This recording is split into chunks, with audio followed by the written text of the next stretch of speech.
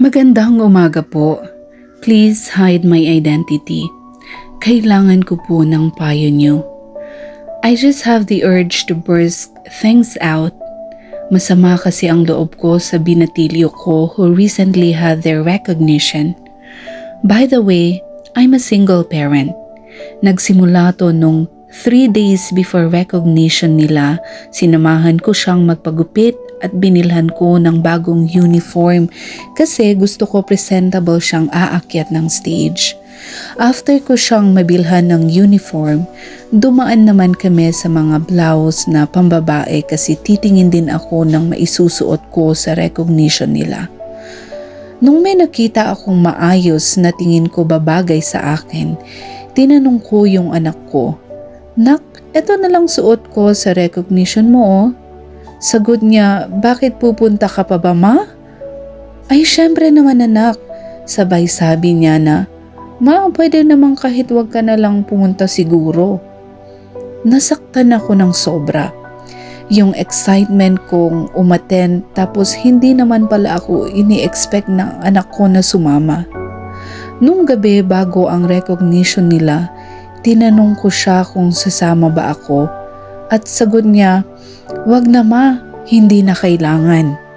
Pagkarinig ko yon ay napakasama ng loob ko pero sumama pa rin ako. Kinabukasan sa event nung tatawagin na yung name niya, nag-aabang na ako sa hagdan ng stage upang sana'y samahan siya sa hagdan. Pero dinaanan lang niya ako as if hindi niya ako nakita.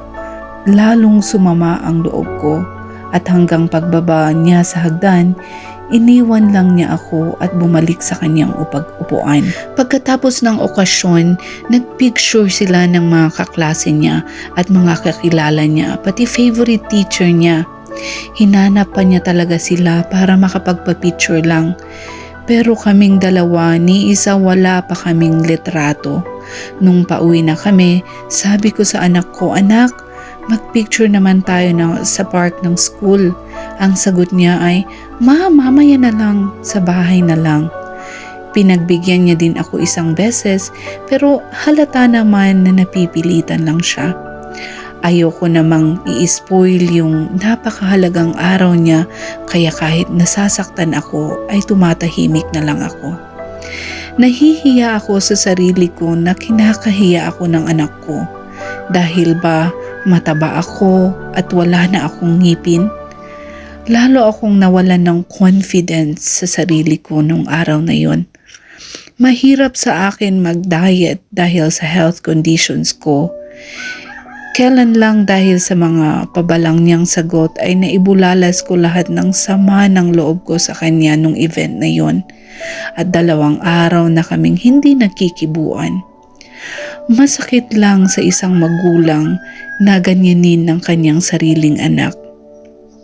Naiintindihan ko kung gaano kasama ang loob ng anak ko sa akin, pero masama din ang loob ko sa kanya.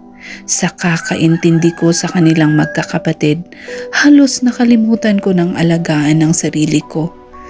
Sarili kong anak, ginaganto ako. Nag-aalala ako kung paano na ako pagtanda ko.